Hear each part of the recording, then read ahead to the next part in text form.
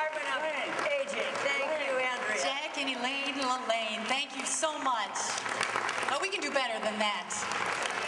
Joining us for this first ever Active Aging Festival, and we hope that you'll stay with us throughout the day. To introduce you to this morning, who is just a great authority on health and wellness and prevention, which is really key. Scott Sonnen from Washington State is a fitness guru as well. He focuses on strengthening the mind, spirit, and body to achieve maximum health. Sonnen is founder of a publishing firm, RMAX International, and the creator of the Circular Strength Training System. Sonnen focuses on prehabilitation rather than rehabilitation. I love that. His Circular Strength Training System blends scientific concepts with physical training, nutrition, and dynamic mobility exercises.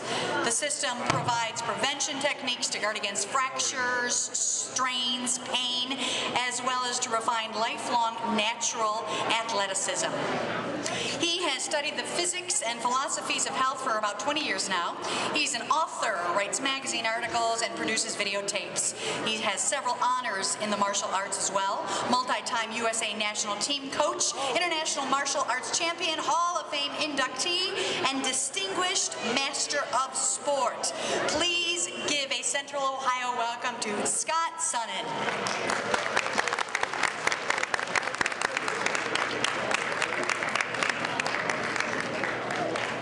Not exactly certain how I'm supposed to follow Jack LaLanne. But I'm going to do my best. So, even though you're standing there in line, you have an opportunity. If you're seated, we'll be doing a seated version. But I want to ask you a few questions first. We'll get to the point pretty quickly. Has anyone in here ever experienced the pain of disc herniation or bulging? Disc bulging? Any neck stingers? Yeah, you can raise your hands. Rotator cuff impingement? Elbow tendonitis? Carpal tunnel syndrome? Lower back pain? Lots of hands are thrown up. And a little sciatica leg pain going all the way down? Okay, me too. Me too. My background was as a competitive fighter, and I was the U.S. coach for about 6 years of my sport. And what we found is almost half of our sidelining injuries were training related. It was due to the specializations of our sport. We actually were not moving in the direction opposite to what our sport was doing. So if we only did this motion, we never did this motion. So it was the same as sitting on the chair, sitting on the couch, and not moving. Our athletes needed a balanced approach. What the doctors decided and evaluated is that our athletes had actually accelerated the aging process. And that baffled my mind.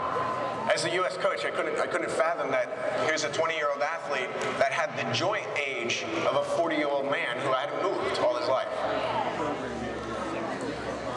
When we started to put together a program, we traveled around with the national coaches from the former Soviet Union. We found that they had a specific way, very low-tech, very non-rocket science way of balancing out this absence of movement. So what we'll do together is the same thing. But we have one little barometer, one little measuring stick. For the pains that you've had in your body, pains that you've had in your joints. Mr. LaLanne did a great example with the rusty hinge.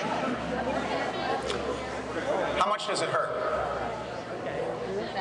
I have one a lot. How much does neck pain hurt? Lower back pain? Spinal herniation? How much does it hurt? A lot. A lot. Unfortunately, in order to heal that area, we actually have to move it.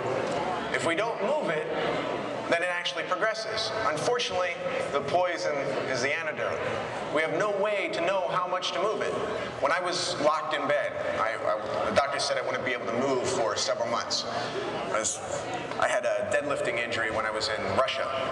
Wasn't able to come home. My family was home, and that was a big issue for me. So there I'm laying in bed in a corset of agony, which is what that bulging disc does to you, because I popped out my lower back. The doctors had me beginning with ranges of motion just with my fingers. And it seems pitiful for somebody who was a competitive athlete, I was a world-class athlete, just only moving my fingers. And after a couple hours, I could actually move my wrists. They had a gauge for me, and that was on a scale of 1 to 10, 10 being the worst pain you've ever felt. You need to move to a 3, but no higher. That's our barometer. That's our perceived discomfort. So let's say if you're gritting your teeth, if you can exhale through it, that's around a 3. It should be uncomfortable, but not very uncomfortable. So we need to move into the discomfort, but not by it and into pain. When we do our little exercise routine, our little mobility routine, and this is the same thing that I teach from age 8 to 87. 92 kind of outdoes me. But it's the same from top to bottom. So you ready to try it out? Okay. We are literally as old as our connective tissue. We are as old as our joints. So this right here is the process of starting to reverse that. So where you're seated, and you can do this standing too. Interlace your 10 fingers. Place those knuckles underneath your chin. I'm almost swallowing my mic here. So. Place those knuckles underneath your chin. And let's begin by levering your chin down into your knuckles. Trying to lift your crown, not the top of your head, but the top of your spine. Lift your crown up towards the ceiling so you feel that little lever there, right? Now take your shoulders, drive them down into the earth. At the same time, lift your crown away. You feel that leverage? How that helps decompress the neck? Get some juice in there first. It's the first thing that we should do before we do any type of loading or range of motion to the neck, because it gets a little bit of juice in there, a little bit of synovial fluid and ground substance. Okay, now we're ready to go. So what we'll start by doing is inhaling through the nose, lift your elbows as high as you can. Keep on lifting them, press your chin down even if it cracks your knuckles. Keep on inhaling, but don't hold your breath. As it leaks back out, just sniff it back in through your nose. A couple more seconds. You feel that band of constricted tissue around your chest? We need to inflate that balloon. It takes a few more seconds to melt that tension. Sniff it back in, and then exhaling through the mouth, elbows come forward. Press your chin back all the way up. Take it easy on your neck at the first time. When you get to that 3, don't go any farther. Remember, on a scale of 1 to 10, 10 being the worst pain you've ever felt, only go to a 3. Bring your forearms together. Now, even if you're seated, start to squeeze your thighs and glutes together, pinching your knees. Slowly and carefully exhale out of the mouth. Pull your navel towards your spine, and now you're ready to go. Now you're ready to push your chin back a little bit higher. Lift your elbows a little bit higher. Try and get your forearms parallel with the floor. And as the air leaks back in, just exhale through the mouth. Keep squeezing your glutes and your thighs. The more that you squeeze your foundation, the more your neck can surrender safely back. Then inhale down. Inhale back through the nose. Chin down, crown up. Lift your elbows as high as you can. As high as you can. First, have to get the system oxygenated. If the air is leaking back out, just sniff it back in through the nose. And exhale back. Exhale out of the mouth. Squeeze those thighs and glutes. Forearms together, elbows touch. Inhale down. Keep on inhaling, even if you have to flare your nostrils. Exhale back. Now I'm pretty blind because of a disease that I contracted in my eyes, so I want you to breathe as loudly as possible so I can hear you. Inhale down. Keep on inhaling, chin down, crown up, elbows towards the sky. A little bit higher, a little bit higher. Exhale back. A little bit louder, I can't hear you. Forearms together, elbows touch. One more time, biggest inhale. Inhale down.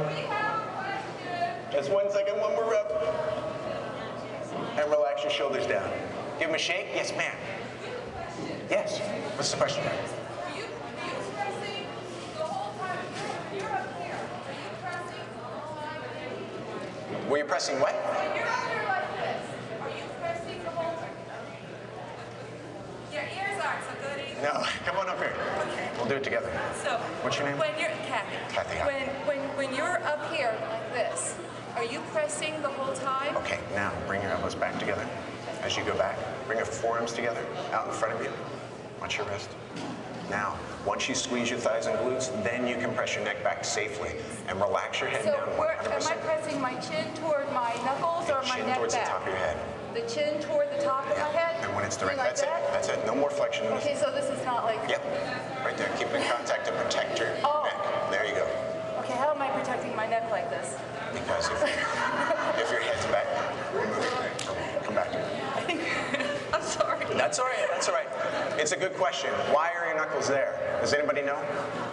Okay, pull your knuckles off. And those of you that don't have any neck injuries right now or any back injuries, what I want you to do is just lean back with your nose up.